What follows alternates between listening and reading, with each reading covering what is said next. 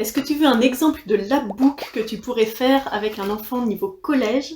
Aujourd'hui, je te montre ça, je te montre le lapbook incroyable fait par ma fille quand elle était en 5e ou 4e autour de Harry Potter.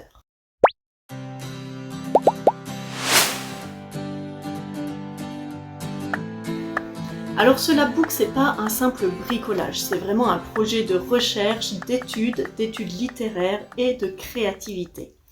Mon objectif, c'est de te montrer tout ce qu'on a fait dans les détails, de te donner vraiment un exemple pour que tu puisses voir la richesse de ce projet et que ça te donne envie d'en faire toi aussi avec tes enfants niveau collège.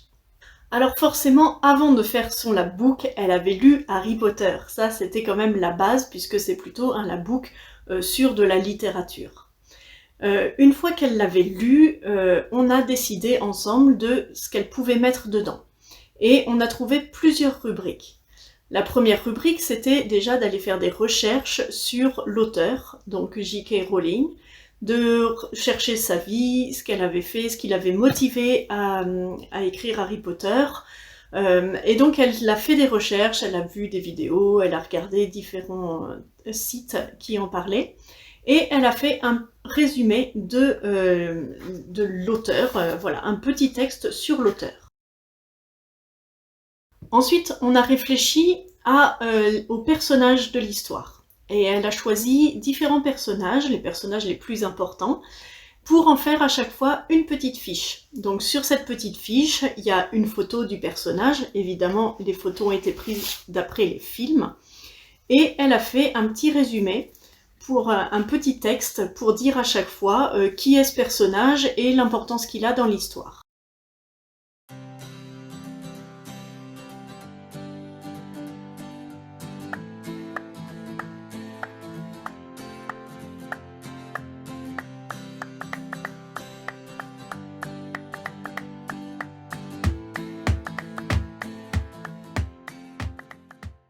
On a décidé aussi de chercher des citations. Donc je lui ai demandé de trouver 2 citations parmi les plus inspirantes tirées de ce livre. Et donc elle a choisi 2 citations, une de Dumbledore et une de Rogue, qu'elle a choisi de mettre en avant dans son lapbook.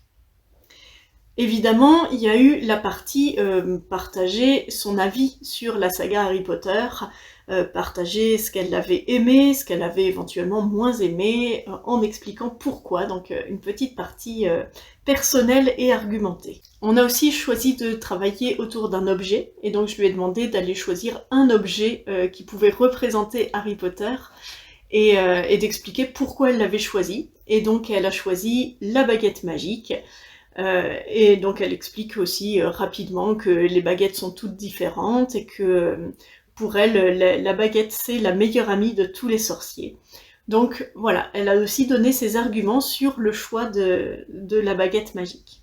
On a essayé de trouver différents mots qui caractérisaient la saga Harry Potter, et donc elle en a choisi 5. Organisation, guerre, séparation, fantastique, liens familiaux et amitié. Et à chaque fois, elle a fait un petit dépliant pour expliquer pourquoi elle avait choisi ce mot-là. Donc là encore, on a un travail d'argumentation et de prendre du recul, on va dire, sur la littérature pour pouvoir la catégoriser. Et enfin, comme on aime bien les liens avec d'autres choses, on a fait 2 liens vers de la musique. Et donc elle a choisi le thème Harry Potter de John Williams et puis l'orchestre Harry Potter par le Berklee Motion Picture Orchestra. Et elle a mis ça, alors là il a fallu faire des recherches, aller trouver les bonnes musiques sur YouTube, prendre le lien, faire le QR code et imprimer tout ça. Donc il y a eu un petit apprentissage de ce côté-là puisqu'elle n'avait jamais fait de QR code encore. Au centre, on a mis une enveloppe, et dans cette enveloppe, il y a une petite lettre. On a fait comme si un personnage écrivait à un autre personnage pour une fête de Noël. Et donc, elle a choisi de faire une lettre de Luna Lovegood à Hermione. Et donc, elle a complètement inventé la lettre, et là aussi, ça fait faire un petit peu de rédaction avec le style épistolaire, comment on organise une lettre, comment elle va tourner ses mots en fonction du personnage aussi. Et puis il a fallu inventer l'adresse d'Hermione Granger, mais on a trouvé ça aussi, avec comment sont écrites les adresses en Angleterre. Voilà, c'était des petites recherches, mais toujours instructives. Ce qui a été très intéressant aussi dans ce labbook, ça a été toute la mise en page. Et donc on a choisi un grand carton rouge et elle était partie sur l'idée de faire rouge et doré, rouge et jaune, dans les couleurs de Gryffondor, mais doré c'est quand même beaucoup mieux, ça fait très magique. Et donc on a acheté un Posca doré, et à partir de ce carton rouge et de ce Posca doré, ben, on a pu vraiment tout faire. Enfin, elle a complètement choisi la mise en page, et de rajouter des papiers dorés, de rajouter des éclairs à droite à gauche, et du coup ça donne vraiment un rendu hyper agréable. Quand on a refermé le labbook, on a vu qu'il y avait le titre, et finalement bah, on avait cette zone où il n'y avait rien d'écrit. Et donc elle a décidé d'en faire comme si c'était une lettre, les lettres d'insultes, là, les lettres de reproches qu'on reçoit dans Harry Potter, les gueulantes, gueulardes, je ne sais plus. Et donc on a fait des sortes de dents, une sorte de langue, et puis des lettres tout en majuscules avec des mots qui veulent rien dire, comme si ça venait nous aboyer dessus.